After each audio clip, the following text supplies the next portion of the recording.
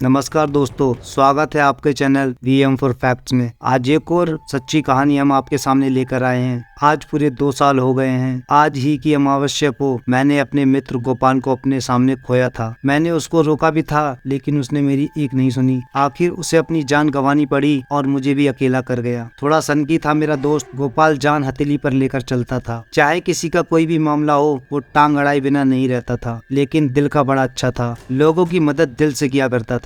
आज से 2 साल पहले की बात है। मैं और मेरा दोस्त गोपाल, हम दोनों अक्सर समय समय पर घूमने के लिए बाहर जाया करते थे। अब की बार हमने छुट्टी लेकर कहीं जाने का प्लान बनाया। हमने तय किया कि हम इस भीड़ प्रदूषण से कहीं दूर जंगल में चलते हैं। हम दोनों ने सारा सामान बांधा और एक कार लेकर निकल पड़े। हम दोनों एक ऐसे जंगल में गए जहाँ पर जानवर का कोई नामो निशान नहीं था। हाँ, छोटे मोटे जानवर तो थे, लेकिन जान को कोई खतरा ना हो ऐसी कोई बात नहीं थी। इसलिए हम दोनों बिल्कुल निश्चिंत थे। हम तकरीबन 60 किलोमीटर आगे आ चुके थे, लेकिन हमने एक भी गाड़ी नहीं देखी। सड़क पूरी खाली थी। हमारी कार मानो हवा से बातें कर रही थी। हमने एक अच्छी घाटी पर जाकर कार रोकी। हमने अपना सारा सामान निकालकर घर बनाया, फिर खाना खाया और आग जलाकर शराब पीने लगे। गोपाल ने कुछ ज्यादा ही पी ली थी और टाइम भी ज्यादा हो गया था। सुबह के 3 बज गए थे। अब हम दोनों सो गए थे। फिर हम अगले दिन दोपहर 2 बजे उठे थे। गोपाल नशे में धुत में ऐसे ही सो गया था, इसलिए उसको कुछ खुजली हो रही थी, इसलिए उसे स्नान करना था। मैंने बोला चलो मैं भी नहा लेता हूँ, चलो हम कहीं पानी ढूंढते हैं। हम दोनों अपने कपड़े एक बैग में लेकर पानी को ढूंढने के लिए निकल गए। हम काफी इधर उधर घूमे, लेकिन कहीं पानी नहीं मिला। मुझे लगा कि अब हमें पानी तो मिलने वाला नहीं, चलो चलते हैं। गोपाल बोला मुझे भी ऐसा ही लगता है, हमें वापस चलना चाहिए। वैसे भी हम बहुत आगे आ गए हैं। अब हम दोनों वापस लौटने लगे, लेकिन एक समस्या हो गई। फिर हम जिस रास्ते से आए थे उसका तो हम अंदाजा ही नहीं लगा पाए। अभी अंधेरा होने वाला था। हमने अंदाजा लगाया और मेन रोड की तरफ निकल पड़े, और थोड़ी देर बाद हम मेन रोड पर पहुंच भी गए। हम वापस घर की तरफ निकल पड़े, लेकिन हमको पता नहीं था कि हम उल्टी दिशा में जा रहे थे। थोड़ी देर बाद पानी की बोलने की आवाज आई, लेकिन अभी अंधेरा भी हो चुका था। हम किसी भी तरह अपने टेंट पर लौटना चाहते थे। पुल के पास पहुंचे तो वह क्या मस्त हवा चल रही थी, ठंडी हवा। हम ठंडी हवा में पुल की रेलिंग पर बैठ गए। तभी दूर कहीं भेड़िए की रोने की आवाज आई। हम दोनों खड़े हो गए। गोपाल ठीक मेरे सामने था। तभी आकाश में एक बड़ा काला रंग का पक्षी उड़ रहा था और बोल रहा था, मानो वो हमें ये कहना चाहता हो कि यहाँ से चले जाओ,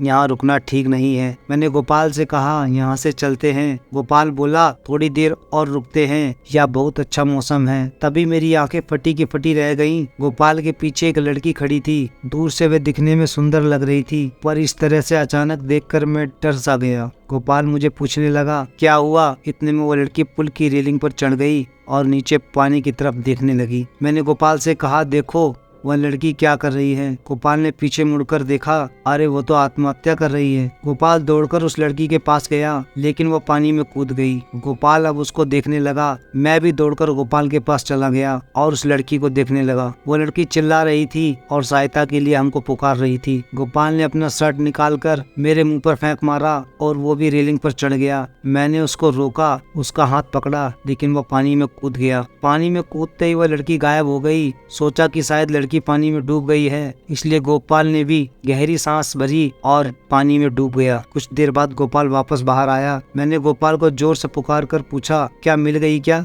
वह बोला नहीं मेरे दोस्त, अभी नहीं मिली। एक बार और गोपाल ने गहरी सांस भरी और एक बार फिर से वो पानी के अंदर गया। मैंने अपनी आंखें बंद कर ली और भगवान से प्रार्थना करने लगा, हे भगवान सब कुछ ठीक करना। तभी मैंने अपनी दाईं तरफ कुछ महसूस किया। मैंने अपनी आंखें खोली और दाईं तरफ देखा तो मेरे पैरों के नीचे की जमीन खिसक गई। मैंने देखा कि वो लड़की अभी तो पानी में थी और अभी यहाँ पर कैसे बैठी है। मैंने गोपाल को आवाज लगाई, गोपाल गोपाल, ये लड़की तो यहाँ पर आ चुकी है, तुम भी जल्दी ऊपर आ जाओ। उस लड़की ने मेरी तरफ देखा, लेकिन अब की बार उसका चेहरा पहले जैसा सुंदर नहीं था। वह एकदम बिल्कुल भूतिया रूप में थी। मैंने गोपाल को पुकारा, गोपाल बचाओ, ये लड़की नहीं है, ये तो चुड़ैल है, चुड़ैल। गोपाल वहीं पर खड़ा हो गया और वो हिल भी नहीं पा रहा था। गोपाल की हाथ पैर ठंडे पड़ गए थे। अब पहली बार किसी चुड़ैल को इतने करीब से देखकर मैंने तो पैंट में ही पेशाब कर दी। वो लड़की मुझसे बोली, तुम चिंता मत करो, मैं तुम्हें कुछ नहीं करूंगी, मैं तुम्हारे दोस्त को खाऊंगी। अब मेरी धड़कनें बढ़ने लगी और मैंने गोपाल को बोला,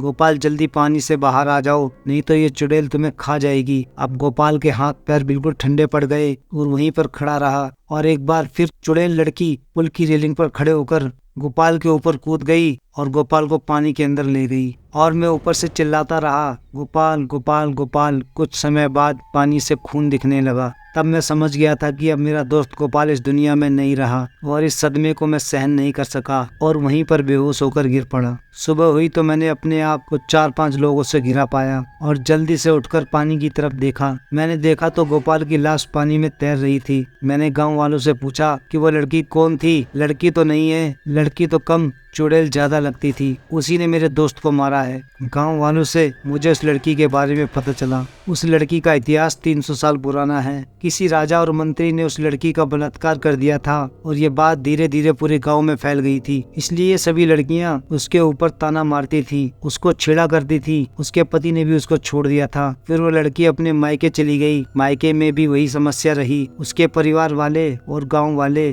उसको जीने नहीं दे रहे थे। फिर एक दिन वो लड़की इस पुल के ऊपर आई और उसने इसी पानी में कूदकर अपनी जान दे दी। तभी से वो लड़की सभी लोगों को जान से मारकर उनका खून पीती है। गांव वालों ने यह भी बताया कि यदि वो लड़की 117 लोगों का खून पी लेगी तो वो फिर से एक सुंदर स्त्री बन जाएगी। इसलिए अमावस्या की रात को जो भी दिखता है उसको मारकर उसका खून पीती थी। उस अमावस्या की रात के बाद वो लड़की फिर से वहाँ पर कभी नहीं दिखी। मेरा दोस्त गोपाल की मौत उसका आखिरी 117वां शिकार था। दोस्तों, इसी तरह की और हॉरर स्टोरी देखने के लिए आप हमारे चैनल को सब्सक्राइब कर दीजिए और वीडियो को लाइक कर दीजिए। और अगर आपके साथ ऐसी कोई घटना घटी है या आपके रिलेटिव में किसी के साथ ऐसी कोई घटना घटी है तो आप हमें बता सकते हैं। हम आपकी वीडियो को अपने चैनल पर जरूर दिखाएंगे। और इसी के साथ दोस्तों, हम फिर मिलते हैं आपसे अपनी अगली वीडियो में। तब तक के लिए जय हिंद, जय भारत और आप सभी लोग अपना ख्याल रखना।